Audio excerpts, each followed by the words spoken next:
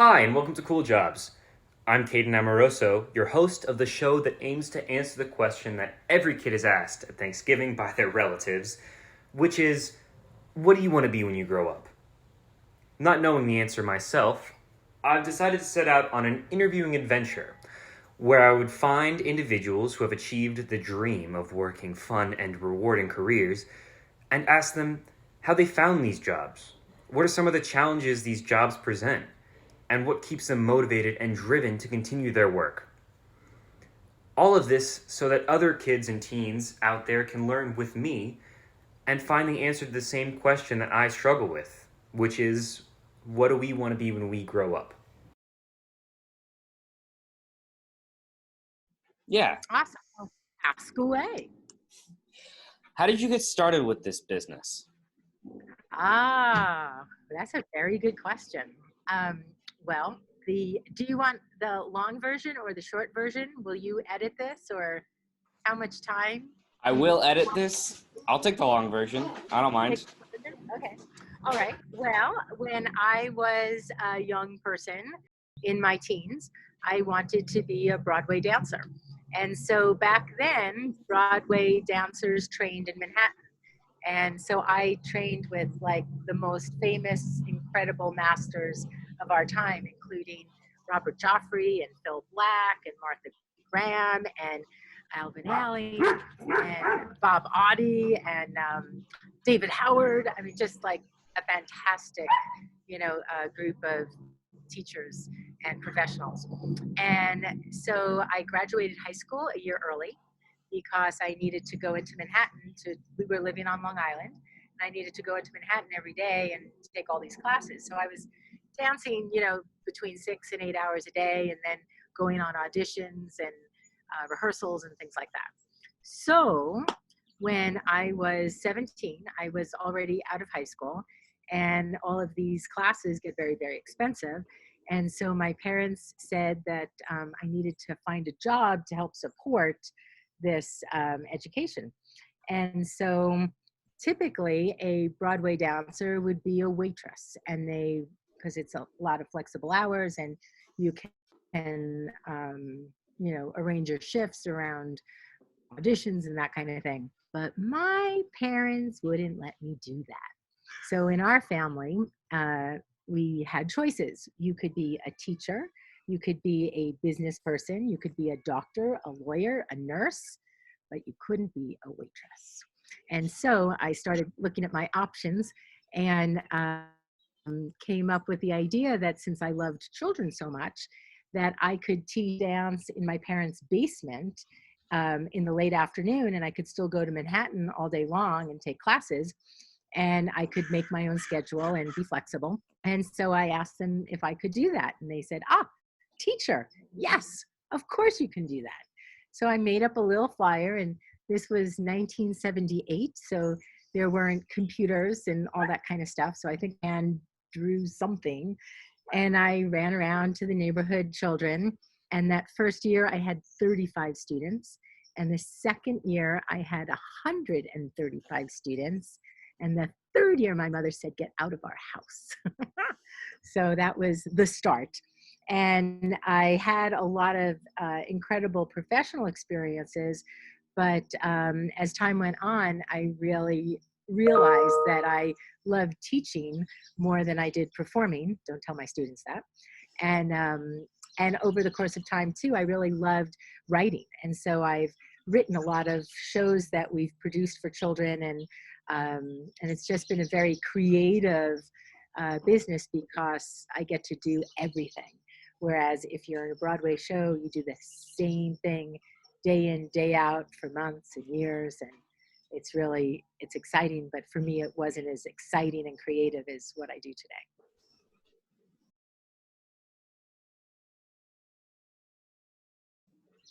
How has this business grown? I know you were talking about how like the students have grown from that's crazy, from 30 to 100 in a year. But how do you think this your business company has become bigger?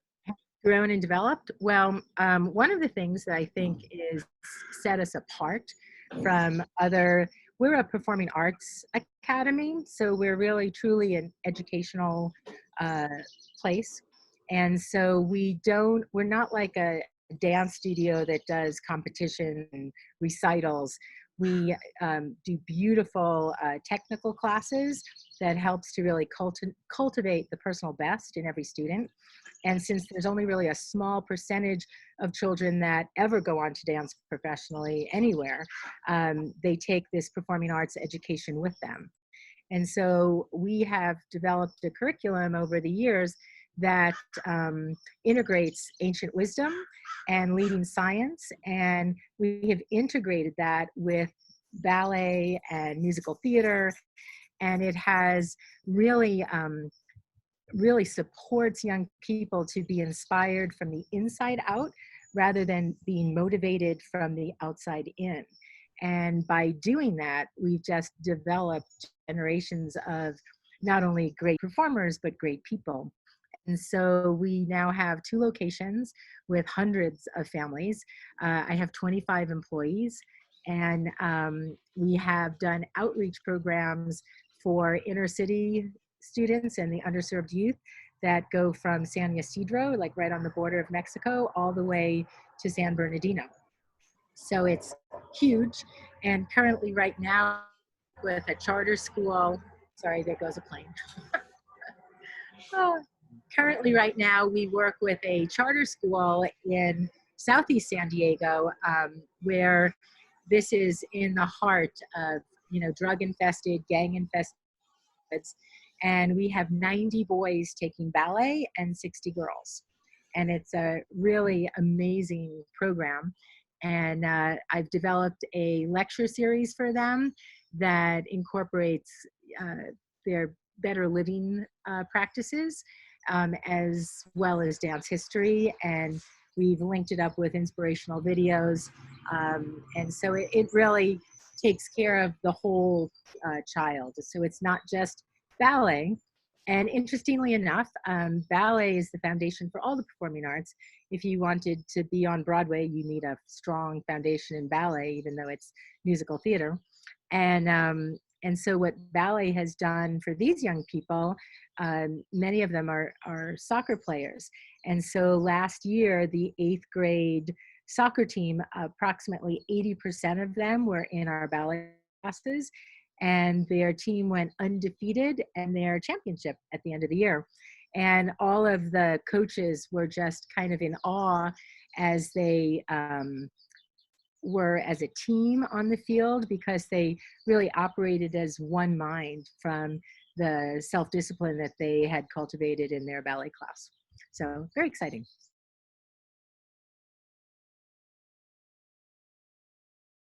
That is so cool.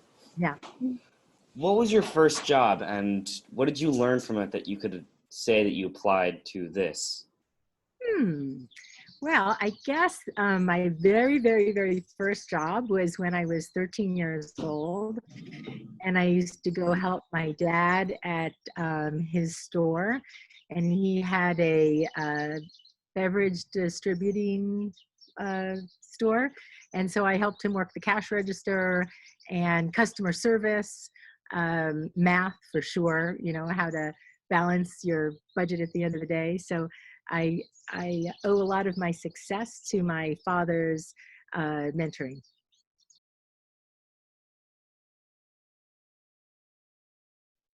Is there, besides ballet school, was there any education or training that you think you needed to get here? I have always been a inspired lifelong learner, and so I have taken so many different coursework through my career, beyond the regular dance education that I've had. And it's everything from business classes and psychological classes. I've basically kind of put my own education together, and since I'm not finished, I just keep continuing. Somewhere out there, we work with UCSD a lot, And I tease them. We work with the integrative medicine department, and I said I've always wanted my PhD, and but the program doesn't exist yet, and so they joked with me that I should create it. So you never know. But I've continued to take classes. Like right now, I'm taking a marketing course, and certainly all of this online technology is not my strength, but I need to at least know enough so that the employees that I do, coordinate with, know that I can handle my own, so to speak.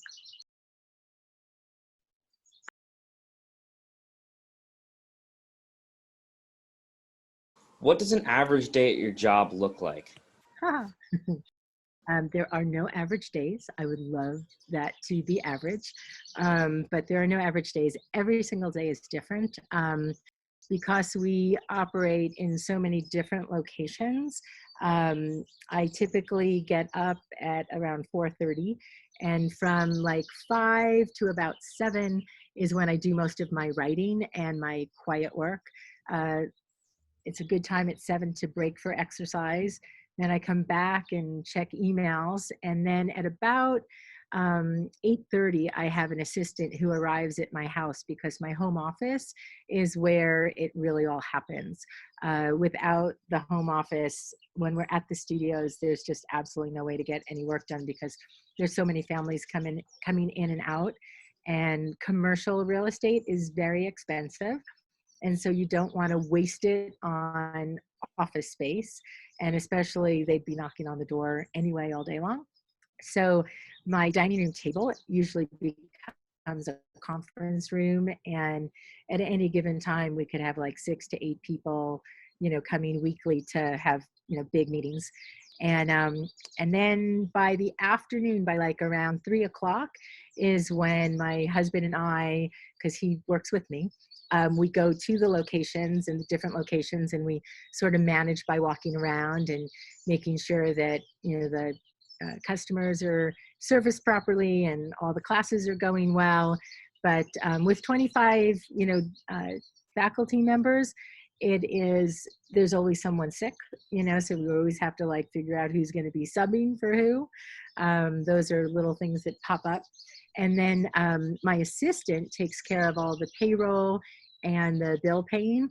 And so my administrative work, also is a daily practice. And we get home about 8 o'clock at night. It's about 5:30 to 8 o'clock, 6 days a week, pretty much.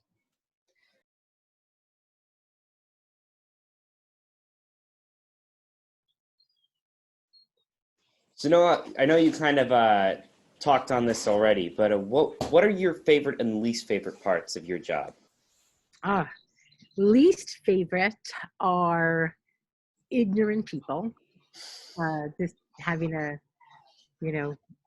work with sometimes people, like for instance,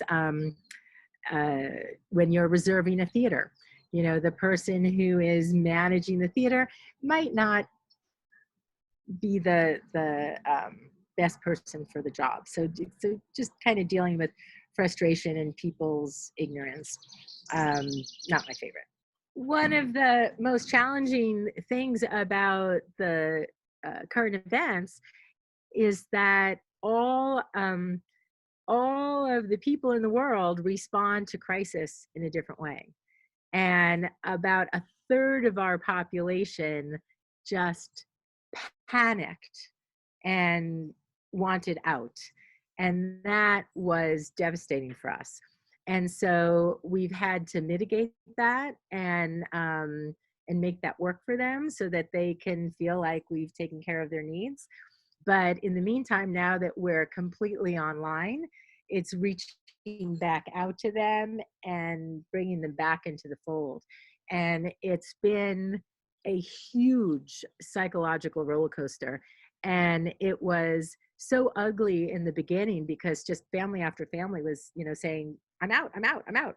And a family stepped forward and started a scholarship fund for families that were impacted financially so that, and anybody can donate to it, which made it really nice. And we're going to kind of take that worldwide now.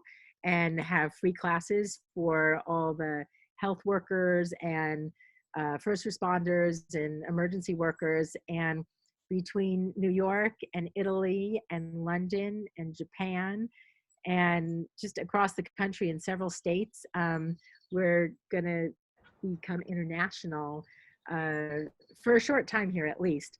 But the initial, and because we just want to fill up the classes with love, missing so many of our students. But we've had so many fantastic testimonials on how creative our classes online were that people are coming back. So that has been really, really challenging and very emotionally draining. But we have sunshine, birds tweeting, and we replenish ourselves and go forward. And then my favorite part, of course, is, seeing children just succeed. It's the most thrilling thing in the world. And to feel like you've had a little piece of that is really, really thrilling. And many of our students, they start out with us at like 3 and 4 years old, and they stay with us all the way through high school and graduation. So we launch a tremendous amount of young people off to college. And one of our faculty members is sort of our college specialist, and we'll work with students to make sure that they're making wise choices for what they need to do on that way to get to school, so they're not disappointed at the finish line. So that's very exciting too, because there's a lot of success in that.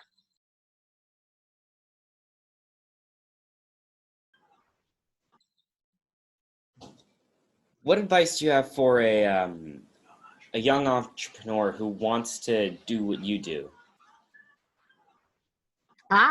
Well, come intern with us. And like Napoleon Hill, you learn everything from the ground up so that you know how to change the toilet paper and you know how to sign a check and everything in between. And the biggest thing is that you don't chase dreams. You get in alignment with who you really are, and then coincidentally, your dreams come to you. And I think about, what I've done my whole life. I've never had to go ask somebody for a job. It's the work just keeps coming. And my biggest flaw maybe is saying yes, because then it's a lot to manage. And so keeping a balance is, of course, essential. And I guess, I don't know, have you taken biology yet in school? Yes. So you've learned a little bit about the brain? Mm-hmm. So if, in general terms, if you were to say that your left brain was your micro that focused on the details, and your right brain is the macro that focuses on the bigger picture, the fibers that connect those two brains, speak to each other all the time. And when you are able to provide information and knowledge that ignite both sides of your brain, that gives you a balance. So you're looking to that balance of physical, mental, and emotional. And so when you focus on your own personal balance, that's where the magic happens. And then all of a sudden, you're looking to be an entrepreneur in a certain something, and the perfect internship shows up for you. Or, your folks will get a call from out of the blue and somebody's looking for you. And that's really how it works. So your job sounds amazing. Would you call it your dream job? It's absolutely my dream job. And it expands as I go. So currently right now, not that I am so powerful to have caused the world to shut down for 2 months, but not even kidding. For the last 6 months, I've been saying, I wish the world would just stop for 30 days so I could catch up and work on this new project of putting several of our curriculums online. And so as life has it, the world stopped. And I am currently not only we've taken our entire business online, and so now the faculty is just having a blast doing all these classes online and creating curriculums and all of that, but I don't have to really go anywhere. So I don't have to do that afternoon shift of managing by walking around. So I've got all my software programs ready, and we're videotaping and putting the those expanded curriculums online, which is really exciting. So,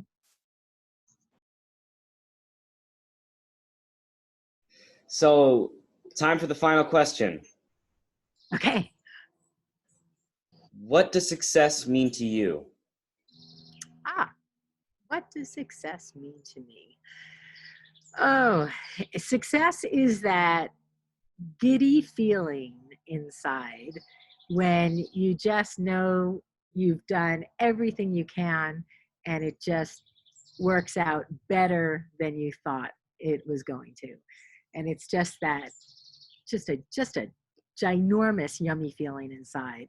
And when that happens, it showers into everything that you do, from relationships to finances to all of it. Thank you so much for being interviewed. Oh, welcome. This was great. Yeah. Push the unrecord button. Yep. Might as well.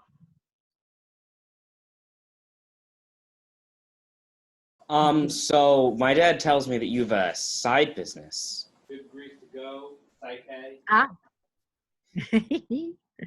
Okay. We'll pause for editing purposes. So one of those expanded curriculums that I was speaking about is our Good Grief to Go. And we have customized it for different groups in need. So Good Grief to Go was created to help launch people out of their grief who have experienced the passing of a loved one. And unfortunately, or fortunately, because we have reframed our story. And so rather than ordinarily, if I didn't have my own curriculum, I would say to you, oh yeah, my husband and I, we had a baby that died. Oh, poor us, and it would be something that was really sad. And instead, I could tell you with all sincerity that we were visited by an angel. And we have had this mystical, amazing experience and have shared it with so many and have helped so many other families to truly reframe their story. And part of that program is at the end is to inspire people to take on a service project, because if you're partnered with your angel, just sort of like I was telling you about how your dreams come to you, you partner with an angel and magical things happen. So for instance, last spring, we were working with a family who experienced the passing of their child. She was only like 16 months old, and a little baby girl that fell asleep and didn't wake up. And they call it SUDSI, sudden and unexpected death in childhood, which is very, very, very rare. And I had never heard about it when it first came into our awareness. And so anyway, that family came through our workshop. They actually went through a couple of times, and there was an older sister at the time that was 4 years old, and the baby, she was 16 months old, she's a little girl. She had passed on April 22nd on Earth Day. And it was right around the Easter time, and they celebrated Easter. And so when they came through our workshop, we also inspire people to look for the coincidences. And there was this great photo of her right at Easter time with a big chocolate bunny and chocolate all over her mouth. And she's in this park right near their house, and a big floppy pink hat. And it was just like the most precious picture in the whole world. And so we started talking about coincidences, and I just shared with them that, when you least expect it, it'll sort of show up. And they left the workshop, and when they were driving up in San Diego, blue sky, there's not a cloud in the sky, but there was one cloud and it was clearly in the shape of a bunny. And the 4-year-old little sister saw that cloud and just had, just this really good feelings instead of all these sad feelings. And then later on, she went to kindergarten, and the kindergarten teacher took them to the library. And on the table, right when she walked in, was a book called Rabbity Nest. And the little girl thought it was a hug from heaven from her little sister. And she took the book home. And the book is all about transition. And it is the sweetest book about how a rabbit disappears and how everyone is sad. And then they realize that the rabbit loved music and dance, and they all started playing instruments. And it's just sweet, sweet story. Anyway, we now use that in our curriculum. But it's, things like that just really support people and give them a little bit of relief. And so Good Grief to Go, like I just got a call this morning from a family who just experienced the passing of a baby, and I'm working with 2 other families, so we'll put them together in their own little group, and they'll have a Good Grief to Go workshop, for instance. And it's going to be really much easier to do it online, because now people will be able to do it at their own pacing and then meet with us like once a week at the end of the week. So it's just going to take on a really more fun, all-encompassing dynamic. And now that we do Good Grief to Go, we have customized that to different groups. So there's another group in town called Just in Time Foster Youth, and they are young people ages 18 to 26. And they are basically launched out of the foster system. And in San Diego, there are 5,000 children every year in the foster system. And when they get launched out of the foster system, they've got nowhere to go. And so this group, Just in Time, has created sort of a support system to really help them move along. And so we created a customized Good Grief to Go workshop for them, and we call it Stretch. And it starts out with a one-day, just a one-day seminar where they're immersed in the performing arts. And it's just been really fantastic. So, and then from there, it just goes on and on. So we just keep continuing to customize the workshop, because it's a very specific recipe for success, and it's really good for anybody. So I'm right now having focus groups, because our students are equally as bored, and focus groups to do it for just young people in general, because it's just a really nice recipe for success of recognizing your own gifts and talents, who you really are, and how you take that to the world to be a beneficial presence. That sounds really important. Thank you for that extra little tidbit. That was the bonus round. My head popped in there, making sure.